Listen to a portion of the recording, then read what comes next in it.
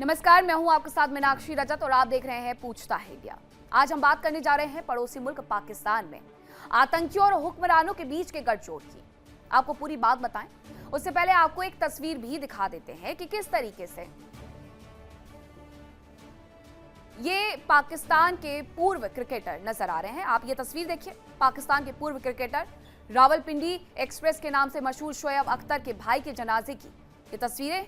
इन तस्वीरों में सामने आते ही दुनिया भर की सुरक्षा एजेंसियां चौंक गई हैं। इस्लामाबाद में हुए नमाज जनाजा के मौके पर खेल और सियासी जगत की कई हस्तियां पहुंची, लेकिन यहां आतंकी संगठन लश्कर-ए-तैयबा और उसके राजनीतिक चेहरे पाकिस्तान मरकजी मुस्लिम लीग यानी PMML के नेता दिखाई दिए।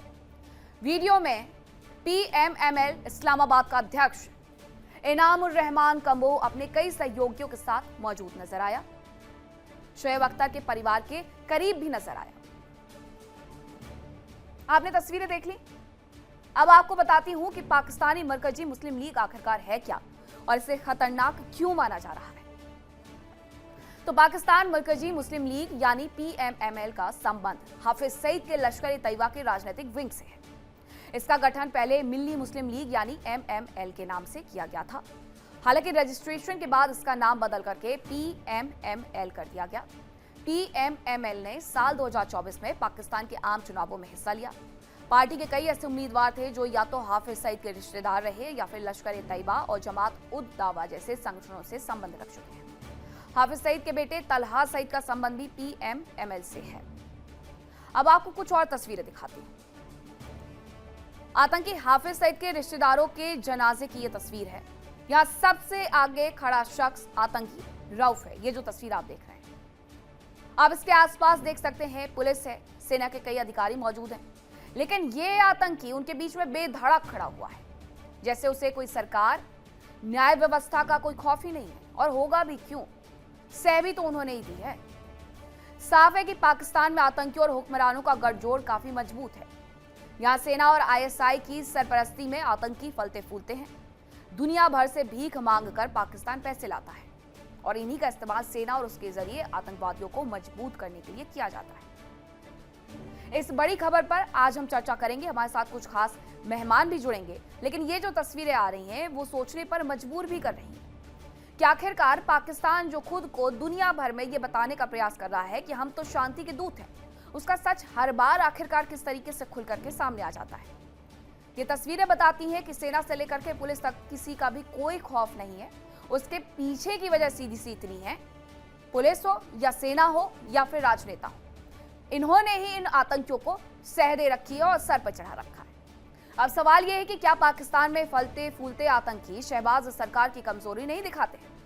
क्या पाकिस्तान में आतंकियों और हुक्मरानों का रिश्ता इतना मजबूत है कि उसे तोड़ना सरकार के बस की बात ही नहीं रह गई? और क्या पाक सरकार आतंकियों पर लगाम लगाने में नाकाम है? इसी पर करेंगे चर्चा की शुरुआत। कौन कौन से मेहमान मेरे साथ जुड़े हैं आपका परिचय करवाती हूँ। मेरे साथ जुड़े हैं विंग कमांडर आलोक साय, रक्षा विशेषज्ञ दामोदर सिंह, भू राजनीतिक विशेषज्ञ थोड़ी देर बाद हमारे साथ जुड़ेंगे। डॉक्टर इरशाद अहमद नेता हैं, पाकिस्तान से हमारे साथ जुड़ रहे हैं। डॉक्टर सज्जाद बुखारी वरिष्ठ पत्रकार हैं, पाकिस्तान से हमारे साथ जुड़ेंगे। डॉक्टर इरशाद अहमद, हर बार पाकिस्तान का ये सच कैसे दुनिया के सामने आ जाता है? फोटोग्राफर्स को तो मना कर देते कम से कम। बहुत शुक्रिया जी। मैं आपसे अर्ज करूंगा, देखिए, ना आप मस्जिद छोड़ते हैं, ना आप कब्रिस्तान छोड़ते हैं, ना आप किसी जगह को छोड़ते हैं, इबादत गाहों में कोई मौलाना नजर आ जाए, कहीं नजर आ जाए, आप अपनी सोच क्यों नहीं बदलते?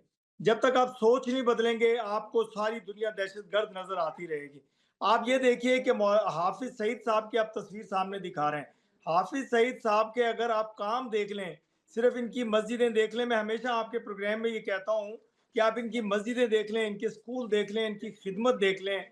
सैलाब हो, कोई तूफान हो, कोई जलजला हो, जितनी खिदमत ये लोग, इनकी जमात दावा करती है, आपकी सोच होगी। आपके उनके दो दो उलमा अगर नमाज जनाजा में शामिल हो गए, आपने उनकी तस्वीर को उठा करके 3 दिन से वाह किया हुआ है, जैसे कि हिंदुस्तान पे हमला कर दिया हमने दोबारा से। देखें, ऐसा ना सोचें, ऐसा ना करें, आप अपनी सोच बदलें। जब सोच बदलेंगे, मैं कहता हूं कि आप इनकी मस्जिद में अगर चली जाएं, मेरे घर के करीब मस्जिद है, इनकी हाफिज सईद साहब की मस्जिद है, मैं उनकी मस्जिद में जाता हूं, सिर्फ क्यों जाता हूं, वरना मैं नमाज घर में पढ़ता था। मैं इनकी, अगर आप चले जाएं, आप भी चले जाएं, इनकी अगर तिलावत इनके मौलाना की सुन लें, आप मुसलमान हो जाएंगी। इतने खूबसूरत तरीके से कुरान पाक की तिलावत करते हैं, इतने खूबसूरत तरीके से नमाज पढ़ाते हैं ये लोग। तो आप खुदा का वास्ता है आपको, मैं अपने रब का वास्ता आपको देता हूँ, अपनी सोच बदलिए। और ये जो आपने अनारकी आप फैलाने लोग का अपना ठेका पहले लिया तो हुआ है जो नेतागिरी करने का जरा स्टाइल बदलिए डॉक्टर इरशाद अहमद, क्योंकि जिस व्यक्ति को संयुक्त राष्ट्र ने आतंकी घोषित कर रखा है उसका गुणगान गा रहे हैं आप। शर्म हया बची है पाकिस्तानियों में, या वो भी बेच खाई है? बाकी पूरा देश तो बिकने की कगार पर है। क्योंकि बात नहीं करता हूँ मैं, बात आप लोगों बताइए मुझे, संयुक्त राष्ट्र ने जिस व्यक्ति को आतंकवादी घोषित कर रखा है डॉक्टर इरशाद अहमद, उसका इतना गुणगान। देखिए, अगर कोई आतंकी होता है या दहशतगर्द होता है, उसको मेरी इंतजामिया है, मेरे इदारे हैं, उनको खुला नहीं छोड़ते हैं। ये आप लोगों की इल्जामबाजी है। आप किसी भी मौलाना पे इल्जाम लगा देते हैं, आप किसी भी दाढ़ी वाले को दहशतगर्द कह देते हैं। एक ही चीज है आप लोगों के पास है, वो है शर्म, जो बिल्कुल नहीं आती हिंदुस्तान के लोगों को। मैं आपको बार बार कह रहा हूँ, सोच बदलिए। भारत को शर्म नहीं आती, और संयुक्त राष्ट्र को भी डूब मरना चाहिए, उन्हें भी शर्म नहीं आती। शर्म आपको नहीं मौलाना की दाढ़ी देख करके जो उसे आतंकवादी घोषित कर दिया गया, संयुक्त राष्ट्र को शर्म थोड़ी आ रही होगी? संयुक्त राष्ट्र को भी डूब मरना चाहिए। देखिए, मैं ये कह रहा हूँ कि संयुक्त राष्ट्र ने क्यों घोषित किया इस व्यक्ति को, मुझे ये बताइए, संयुक्त राष्ट्र की तरफ से इस व्यक्ति को आतंकवादी क्यों घोषित किया गया? देखिए, मैं आपको कहूँ कि किसी की जुबान नहीं पकड़ सकते, बोलने वाले की जुबान नहीं पकड़ सकते। आप बार बार दहशतगर्द, कभी आप सही साहब को कहते हैं, कभी किसी को। मैंने तो उस दिन आपके शो में ये भी कहा था, आप लोगों की ये सोच झलकाता है, आप लोगों की ये सोच दिखाता है कि आप लोग किस तरीके से दिमागी तौर पर दिवालिया हो चुके हैं। जिन्हें संयुक्त राष्ट्र द्वारा घोषित किया हुआ एक आतंकवादी साहब लग रहा है, वो दिवालियापन को दिखाता है डॉक्टर इरशाद अहमद। देखिए, हमारा दिवालियापन तो पूरी दुनिया ने देखा कि हाँ, कितना देख भी अजीम रही है हम। देखिए, मैं वही कह रहा हूँ ना, पूरी दुनिया को मालूम है कि कितने अजीम है हम। सिर्फ आपकी नजर में हम दिवालिया हैं, हम गरीब हैं, हम दहशतगर्द हैं, लेकिन पूरी दुनिया को मालूम है कि दहशतगर्द कौन है। पूरी दुनिया में गिनवाऊं आपको? डेनमार्क जो ये कह रहा है कि हम अपने यहाँ पर अजान नहीं होने देंगे, बंद करवाएंगे इसको, ये दूसरा पाकिस्तान नहीं बनेगा। जो अमेरिका ये कह रहा है कि दहशतगर्दों को, पाकिस्तानियों को आखिरकार क्यों बुलाया गया वहां पर चर्चा में शामिल होने के लिए। और पूरी दुनिया आपके लिए, पूरी दुनिया तो अमेरिका है, संयुक्त राष्ट्र कहां पर है? पता तो होगा आपको कहां पर है उसका मुख्यालय। आपके लिए पूरी दुनिया आपका अमेरिका, संयुक्त राष्ट्र का मुख्यालय न्यूयॉर्क। उसकी तरफ से जब यह घोषित कर दिया गया, उसके बाद भी आपको सवाल पूछने हैं। विंग कमांडर आलोक सहाय जी, मुझे आपसे 1 to 1 करने में कोई इंटरेस्ट नहीं है, मुझे उन लोगों से बातचीत करने में तक में कोई दिलचस्पी नहीं है जो अपने यहाँ पर आतंकियों को पाले पोसे और उसके बाद ये कहे कि हमारे लिए वो साहब है। हमारे लिए जितने उल्मा हमारे हैं, हमारे लिए हमारी जान, हमारी जिंद है। आप जो मर्जी कहिए मेरे उल्मा को, लेकिन काश मैं आपको कोशिश करूंगा कि आपको हाफिज सईद साहब की मस्जिद में लेकर के जाऊं। अगर उनकी तिलावत आप यहाँ से मैं हाथ जोड़ती हूँ, मुझे कोई दिलचस्पी नहीं है आतंकियों के साथ उठने बैठने में। आप बैठिए, अपना कद बढ़ाइए, क्योंकि पाकिस्तान की जो हरकतें हैं वो तो आप अपने मुंह से बयां कर रहे हैं। दामोदर जी वो साहब है जो संयुक्त राष्ट्र की तरफ से आतंकी घोषित किया गया है, वो रहनुमा है जिसने 2008 के मुंबई ब्लास्ट में 180 लोगों की, 160 लोगों की जान ले ली। और वो रहनुमा है जो जगह जगह पर ब्लास्ट करवाता है और उसके बाद जाकर के उन्हीं की शहादत में खड़ा हो जाता है। ये रहनुमा है, ये है पाकिस्तानियों का असली चेहरा। इरशाद सर, सलाम अलैकुम, कैसे हैं आप? बहुत देर से बातें कर रहे थे, मैं सुन रहा था। खैरियत है सब? बताएं, थोड़ा सा बात करते हैं। आपको मेरी आवाज आ रही है इरशाद साहब? इरशाद साहब को मीनाक्षी थोड़ा मेरे साथ 1 to 1 करिए, मैं इनसे बात करना चाहता हूँ। शर्म वरम की बातें कर रहे थे ये लोग, थोड़ा मुझे सुन के अच्छा लगा। इरशाद साहब, शर्म की बात कर रहे थे आप, यकीन करेंगे ये आप ही के लफ्ज थे अभी। मुझे नहीं लगता कि आप मतलब नशा वशा करके तो नहीं आते डिबेट में, होश हो हवास में बैठे हैं। मैं 1000 दफा कहूंगा ऐसा करके नहीं आते तो मैं आपसे कुछ सवाल पूछ रहा हूँ और मैं आपको बता देता हूँ, शायद आपको पता ना हो। 2011 में आपके मुल्क में दुनिया का सबसे खतरनाक आतंकवादी पकड़ा गया और मारा गया। यकीन है आपको उस पर? ये मैं नहीं बोल रहा हूँ। देखिए आप लोगों ने एक किताब लिखी हुई है जिसको पढ़ के आते हैं आप लोग, एक डायरी है आप लोगों के पास 3-4 उलमा की। ये डायरी नहीं है, ये आपके कारनामे हैं, कुकर्म है आपके। पाकिस्तान के कुकर्म सुनते जाइए। दुनिया का सबसे बड़ा आतंकवादी जिसे ओसामा बिन लादेन कहते हैं, वो 2011 में पाकिस्तान की जो डिफेंस एकेडमी उसके पास पनाह लेके बैठा हुआ था। सुनिए, आगे सुनिए।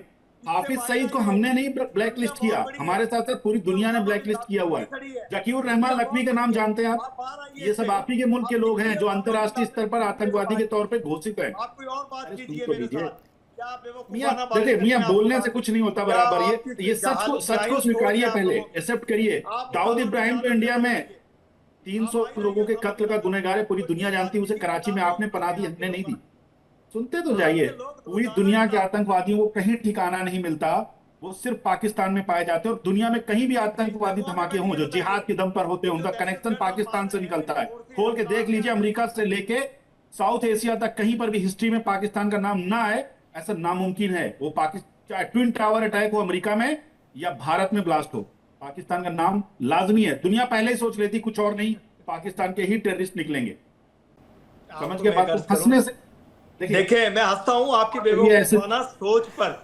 मैंने तो शुरू में कहा सोच बदलिए, दुनिया बहुत खूबसूरत है। पूरी दुनिया की सोच बेवकूफ हो सकती है आपके हिसाब से। फिर तो ये एक ही अब्बा बनाया हुआ साजिद मीर, जो आता है अब्दुल अजीज अब्बासी का नाम जानते हैं, रऊफ अफगर का नाम जानते हैं। अरे क्या सोच बदले, जरा मुझे ये बताइएगा कि पाकिस्तान के आतंकवादियों को स्वीकार करना सीख ले दुनिया, उनकी स्वीकारता हो जाए कि ठीक है वो जगह जगह जाएंगे, अपने यहाँ से भेजेंगे स्लीपर सेल्स को, वो जाकर के फट जाएंगे और फिर 72 हुरों की बात करेंगे। ये स्वीकार कर ले दुनिया, यूएन ये स्वीकार कर ले कि ये जितने नाम दामोदर जी की तरफ से लिए गए हैं, ये सब कोई आतंकवादी नहीं है, बल्कि ये रहनुमा है जो पाकिस्तान के लोगों का भला कर रहे हैं।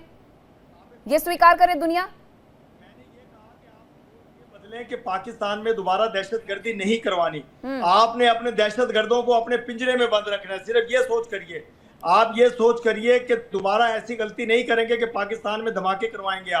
आप ये सोच बदलिए कि आप पाकिस्तान की तरफ मैली आंख से नहीं देखेंगे, वरना पाकिस्तान आपकी आंखें निकाल देगा। साफ सुथरी आंखों से ना देखे पाकिस्तान को कोई, पूरी दुनिया नहीं देख रही है। साफ सुथरी आंखों से यूएई से आप भगाए जा रहे हैं। हाँ, असेंबली में आप, संसद में, कांग्रेस में अमेरिका के आप गाली खा रहे हैं, डेनमार्क में आप लोग भगाए जा रहे हैं, जापान में आप लोगों की मस्जिदें तोड़ी जा रही हैं, और आप बताएंगे मैली आंखों से देखें। अरे हम साफ सुथरी आंखों से ना देखें पाकिस्तान को। डॉक्टर सज्जाद बुखारी, आपको भी जी लगाना है इन दहशतगर्दों के नाम के साथ? आप तो वरिष्ठ पत्रकार हैं, आप भी जी लिखते हैं क्या इनके साथ? अस्सलाम वालेकुम, बहुत शुक्रिया मीनाक्षी, आपका तमाम पैनलिस्ट को आदाब अर्ज़ है। पाकिस्तान जिंदाबाद, पाकिस्तान हमेशा पाइंदाबाद। और मैं बड़ा एक अहम नुक्ता जो आपकी एआई के हवाले से, और ये जो आपने विजुअल्स चलाए हैं, ये नैना ने भी अपने एक शो में चलाए थे और उसका मैंने पोस्टमार्टम कर दिया था। मैं आपको याद दिला देती हूँ ये कहाँ के हैं। चलिए मैं आपको याद दिला देती हूँ, ऑपरेशन सिंदूर के बाद जो आपके यहाँ पर दहशतगर्दी खत्म हुई थी, वही है ना ये? सवाल कर लिया तो अब जवाब मेरा सुने। अभी तो हाँ, बोलिए बोलिए, आपका झूठ पहले फैले, उसके पहले मैं सच बता दूं। शोएब अख्तर के जनाजे में जो आपकी रिपब्लिक टीवी ने जो एक दूसरे चैनल का नेम आपके यहाँ पर लिया जाता है क्या, किसी और टीवी चैनल पर बैठ के? चले मैं बता देता हूँ आपका, वो जो जिसको ब्रिटिश मीडिया रेगुलेटर ने एक आपका मुबैना जो टीवी था जिसको 20,000 पाउंड का पनिश किया था, उसके एंकर को भी, उस टीवी को भी, उसने एक वीडियो चलाई है। तो मैं चाह रहा हूँ उस जनाजे की मैं आपको तस्वीर दिखाना चाह रहा हूँ। ये वो तस्वीर है, जरा देख लीजिए। दिखाइए। ठीक है, ये देखिए, इसमें आपको कहाँ आतंकी नजर आ रहा है? ये इमाम साहब के पीछे शोएब अख्तर साहब खड़े नजर आ रहे हैं। ये दूसरा भी देख लें, ये भी देखें, इसमें आपको कहीं नजर आ रहे हैं? ये भी देख लें, ये भी देख लें। आपको यहाँ पे कहाँ शोएब अख्तर नजर आ रहे हैं? कौन से आपको यहाँ पे आतंकी नजर आ रहे हैं? मुझे बताएं जरा, कहीं नजर आ रहे हैं आपको? नहीं, आपको नहीं नजर आ रहे होंगे क्योंकि आपने तस्वीरें उतनी लेके आए होंगे आप। नहीं, मैं उतनी नहीं तस्वीरें लेकर आया। आपने इमाम सारी साहब के तस्वीरें खींची पीछे, थी मतलब वहां पर इमाम साहब के पीछे नहीं, इमाम मैं दिखा रहा हूँ आपको। हाँ। इमाम साहब के पीछे आपने दिखाया कि कोई खड़ा है, ठीक है? इमाम साहब के पीछे शोएब भाई खड़े हैं, ठीक है? और ये शाहिद अख्तर का जनाजा है जो आप बार बार दिखा रहे हैं। ये देखें, ये मैं और क्लोज कर देता हूँ, आप देखें इसमें कौन सा आतंकी है जी, मुझे बताएं आप जी। आप भी देख लें जरा अच्छे तरीके से, कौन सा आतंकी है। ये ओरिजिनल वीडियो है, ये ओरिजिनल पिक्चर है जो आपने एआई से बनाई है। तो कभी आप जो है वो एआई समिट में झूठे रिपोर्ट दिखा देते हैं, कभी आपके प्रधानमंत्री कहते हैं कि एआई का मतलब है अमेरिका और इंडिया। तो मेरी बात सुने, आप कम से कम ऐसी भोंडे काम ना करें जिससे आप एक्सपोज हो जाएं। तो ये आपने अपनी मनमर्जी की जो है, तो इस्लामाबाद का नजर आता है। 4 तस्वीरें लेकर के आप आ गए, 4 तस्वीरें बस खींची थी उस पूरे कार्यक्रम में जो आपके फोन पर हैं, उस पर पूरी दुनिया को भरोसा कर लेना चाहिए। और आप जो ये नाम में आतंकियों की जी लगाते हैं, उस पर पूरी दुनिया को भरोसा कर लेना चाहिए। यूएन तो ऐसे ही बैठा हुआ है, उनको कोई काम थोड़ी है। वो पाकिस्तान को लेकर के हमेशा अपने दिमाग में कुछ ना कुछ स्टोरी, मनगढ़ंत कहानियां गढ़ते रहता है। विंग कमांडर आलोक साय जी, क्या काम क्या है यूएन का? क्यों आवश्यकता है उन्हें? ये तमाम जी लगाने वालों को आतंकी घोषित करने की कितना अच्छा काम कर रहे हैं। देखिए, मस्जिदें बनवा रहे हैं, पानी का इंतजाम करवा रहे हैं, और इन्हें यूएन ने आतंकवादी घोषित कर दिया। मीनाक्षी जी नमस्कार। ये झूठ बोलने में पाकिस्तानियों की सानी नहीं है, पूरा देश जानता है, न सिर्फ भारत में बल्कि पूरा विश्व में इनकी सानी नहीं है। आपको मैं बता रहा हूँ कैसे झूठ बोलते हैं। पाकिस्तान में कैसे टेररिस्टों का कैसे वहां के बड़े बड़े लोगों के साथ आम रिश्ता है, ये पूरी दुनिया जानती है। जावेद मियादाद साहब जो है वो समधी हैं दाऊद इब्राहिम के। दाऊद इब्राहिम एक बहुत ही पाक साफ नमाजी, 5 वक्त का नमाजी, और वो सोशल सर्वेंट है, और इनके लिए है पूरे दुनिया उसको जो है एक टेररिस्ट मानती है। जो इनका वहाँ जावेद अख्तर साहब का समधी है। और ले लीजिए इनके यहाँ जो अभी क्रिकेटर साहब के यहाँ जो वीडियो इन्होंने खुद जारी किया है और आ गया सोशल मीडिया पे, पूरे विश्व में चल रहा है, सिर्फ भारत में नहीं चल रहा है। सैफुल्लाह कसूरी और इनामुर रहमान दिखाई दे रहे हैं उसमें। ओके, सैफुल्लाह कसूरी कौन है ये सारे जानते हैं, लश्कर तैयबा से उसका क्या संबंध है, वो डिप्टी कमांडर रह चुका है लश्कर तैयबा का। दूसरा इनामुर रहमान साहब दिखाई दे रहे हैं वहां पे। तो ये इनका तो भाई बहन का जन्मांतर का नाता है टेररिस्टों के साथ। इनको अगर आप कह दीजिए कि वो आपके यहाँ कोई टेररिस्ट पकड़ा गया, ना हमारे यहाँ कहाँ पकड़ा गया था। पिछले डिबेट में एक मेजर साहब आके बोल के चले गए, नहीं था। कोई सबूत दिखा दीजिए आप हमको कि वो टेररिस्ट हमारे यहाँ पकड़ा गया। हमने तो बल्कि एक अमेरिका के हेलीकॉप्टर को मार गिराया। अरे अमेरिका के हेलीकॉप्टर को मार गिराया, किसके लिए मार के गिराया? मतलब झूठ बोलना शर्मनाक तरीके से, निर्लज्ज तरीके से, कि सामने वाले क्या सोच रहे होंगे ये भी इनको चिंता नहीं होती है। इस तरीके के झूठ बोलते हैं।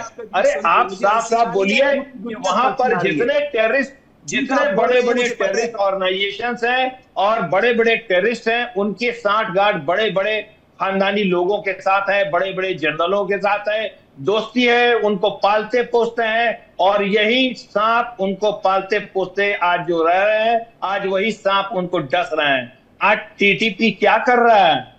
वही ये हाथ ऐसे हिलाने से नहीं होगा।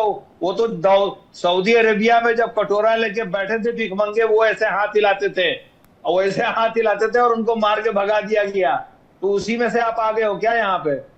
आप इस तरह की हरकतें न किया करो। एक टीवी चैनल पर बैठे हुए हो। पाकिस्तान का सर हाल भी तो वही हो गया है, अब बचेगा ही क्या? पाकिस्तान का हाल यही हो गया है। ये भी बैठे हुए यूएई में कहीं कटोरा लेकर के नजर आएंगे। थोड़ा प्रैक्टिस कर लेने दीजिए। डॉक्टर इरशाद की तस्वीरें पूरे इंटरनेट पर, सोशल मीडिया पर वायरल हो रही हैं, लेकिन आप लोगों को नजर नहीं आ रही होंगी। मैंने पहले डिबेट में कहा भी था कि हो सकता है इंटरनेट बहुत महंगा हो, इसलिए आप लोगों को ये चीजें नजर नहीं आती हैं। ऐसा ही है क्या? देखिए, मैं आपको एक बात बताऊं, हम मुस्लिम हैं।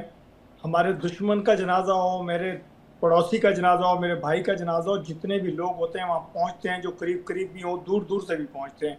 अगर कोई मौलाना या अलामा या कोई मेरे मस्जिद जमातुल दावा के कोई लोग अगर आए तो आए हैं। अरे कारगिल में क्यों नहीं आए बॉडी लेने के लिए अपने भाइयों की, जब वो इंडियन आर्मी ने उनको दफनाया? पकड़ लेना। देखिए इरशाद भाई, बातें क्या करो, कुछ सोच समझ के बोला करो। ये स्टूपिड लोग हैं, खामोशी सुनिए। कारगिल में भी स्टूपिड वो होता है डॉक्टर इरशाद अहमद जो आतंकियों को ये कहे कि वो हमारे रहनुमा है। स्टूपिड वो होता है जो जानबूझकर उन चीजों को एक्सेप्ट ही ना कर पाए।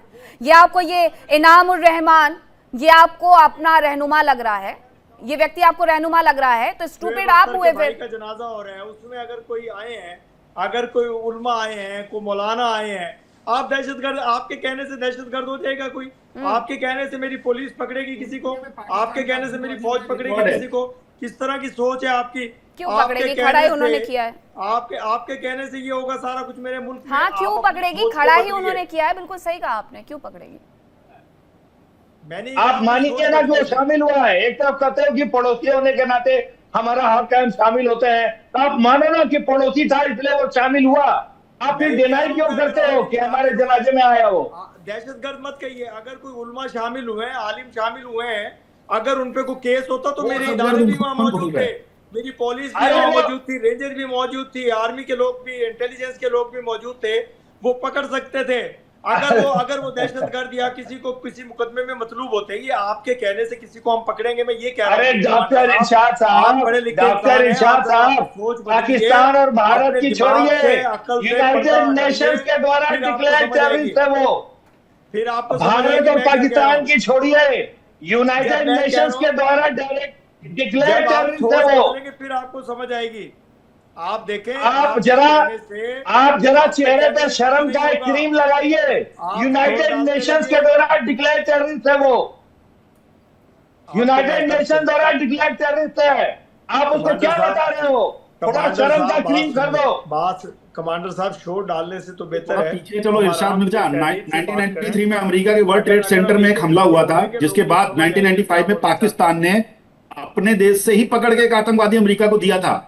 ऐसे कई आतंकवादियों की लिस्ट है। राशिद रऊफ का नाम जानते? 2006 में ट्रांस अटलांटिक एयरलाइन की जिसने बम प्लानिंग करी थी। 1993 में जब अमेरिका के ऊपर अटैक हुआ वर्ल्ड ट्रेड सेंटर में, तो 1995 में आप ही के मुल्क ने पकड़ के वो आतंकवादी दिया था अमेरिका को, हमने नहीं दिया। ये पूरी दुनिया ने देखा है इरशाद भाई, ये फैक्ट है पूरी दुनिया में। डेविड कोलमैन हेडली को हमने गिरफ्तार नहीं किया, उसे अमेरिका ने गिरफ्तार किया, उसे आपके यहाँ ट्रेनिंग मिली थी। आगे सुनिए, अभी ओसामा बिन लादेन तो बहुत छोटी चीज है, ऐसी लिस्ट पड़ी है पूरी दुनिया में। आप जरा सुनिए ना, डेनियल पर्ल के मुकदमे को जानते हैं आप? पूरे उस मसले को समझते हैं क्या हुआ था पाकिस्तान में उस पत्रकार के साथ में जिसका कत्ल किया था आप लोगों ने? कुछ डॉलर के लिए उस आदमी की बेरहमी से हत्या की थी। फिर उसके बाद उसके जो मर्डर थे उनको भी आपने गिरफ्तार किया। ये पूरी दुनिया के सामने है, ये रिकॉर्ड है ऑन रिकॉर्ड। डेनियल पर्ल की हत्या के बारे में आपको पता है? कैसे आप मुकर जाएंगे इन सब चीजों से? ये आप ही के देश के आतंकवादी हैं, कोई और नहीं है। अरे आप सुन लीजिए इरशाद भाई, आपको बोलना आता है तो बोलिए ना डेनियल पर्ल के बारे में। सुन लीजिए ना, बोलने देंगे तो मैं बोलूंगा। ये देखें, मैं आपने बोलिए क्या बोल रहे हैं आपने कोई वही किताब दोबारा पन्ने खोल लिए, उसके दूसरे मैं ये पूछूंगा आपसे, समझौता इतिहास है ये, किताब नहीं है ये, आपके द्वारा लिखा गया था। अब 1971 में आपने सरेंडर किया तो वो किताब थोड़ी, वो इतिहास है आपका, और आपको आगे कई सदियों तक उसके बारे में सोचना पड़ेगा। ये कोई किताब थोड़ी है, इतिहास है। आपके कुकर में जो पूरी दुनिया, आपकी पीढ़ियों को इसके बारे में शर्मिंदा होना है। शर्म और की बातें कर रहे हैं, मैं आपको बताता हूँ ना शर्म कहाँ से आती है। मैं बैठता हूँ, ओसामा बिन लादेन को ले आते हैं, आप को ले आते हैं, हम क्यों ले आते हैं? आप लाके बैठाए हुए अहमदाबाद में, बात करें, हम क्यों ले आते हैं मियां? करने बैठे हैं मेरे साथ, आपको तो शर्म आनी चाहिए भाई। हम तो इंडियन गवर्नमेंट थोड़ी लेके छोड़ गई थी अहमदाबाद में कि रख लो इसको। ओसामा बिन लादेन की खातिरदारी तो आप कर रहे थे, और उसके बाद जिस डॉक्टर ने दुनिया को उसके कहर से बचाया, अमेरिका को इंफॉर्मेशन दी, आपने उसको अरेस्ट कर लिया। जनाजों में क्या बात कर रहे हैं आप? जनाजों की बातें करते हैं, जनाजों में कितना जाते हैं अरे पाकिस्तानी, तो एक मिनट डॉक्टर इरशाद, एक सवाल उन्होंने सीधे पूछा कि 71 रहा हो, 65 रहा हो, 99 रहा हो, डॉक्टर इरशाद अहमद, जनाजों में जाते हैं क्यों नहीं आप उन लोगों के शव लेकर के गए जिन्हें भारत में दफनाने की आवश्यकता पड़ी? वो आपके देश का गौरव नहीं थे, ये आतंकवादी, ये दहशतगर्द, ये आपके देश का गौरव है। तुम लोगों ने नहीं किया। बोले दीजिए डॉक्टर इरशाद को, बोलिए। देखा है, दुनिया भी तो जाने पाकिस्तान कितना बड़ा दहशतगर्द है, और वहां के बोलने वाले नेता भी। में जाते ही है।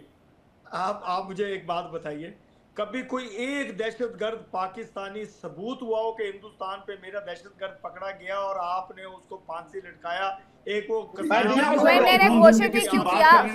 इनकी बात का जवाब इन्हीं के सवाल में है। यूएन ने इन्हें दहशतगर्द आतंकवादी घोषित ही क्यों किया? अगर एक भी कोई सबूत नहीं मिला तो ये दहशतगर्द बन कैसे गए? तुम्हारी पाकिस्तानी आर्मी मेजर होता था वो। बोलिए सर, बोलिए। ये बताइए, आपने एक मिनट मीनाक्षी जी, मुझे 1 मिनट का समय दीजिए। बोलिए सर, मुझे 1 मिनट का समय दीजिए। मीनाक्षी, हाफिज सईद को टेररिस्ट डिक्लेयर किया गया और हाफिज सईद को आपने अरेस्ट करके रखा हुआ है। कैसे रखा हुआ है? टेररिस्ट आपके यहाँ आई तो पकड़ा गया ना, वो इंटरनेशनल टेररिस्ट है ना, डिक्लेयर्ड। देखें, अगर कुछ सबूत हो जाते, सुनिए, अभी रुकिए इरशाद साहब, नहीं अभी आप रुकिए, मैं नाम गिना रहा हूं, अभी और नाम गिना रहा हूं। आजम जान डेनियल पर्ल की जो हत्या जिसने की थी 2002 में, पाकिस्तान ने पकड़ के उसको सौंपा है अपने यहां से। कैसे पकड़ा? अपने यहां से कैसे आपके यहां पाया गया? उसामा बिन लादेन आपके यहाँ मिलिट्री हेडक्वार्टर के पास पकड़ा जाता है। कैसे पकड़ा जाता है? कैसे पकड़ा जाता है? कैसे जयबुद्दा अंसारी, अबू जिंदाल आपके यहाँ पकड़ा जाता है? ये बताइए, कैसे पकड़ा जाता है? क्यों नहीं वो दूसरे देशों में जाता है?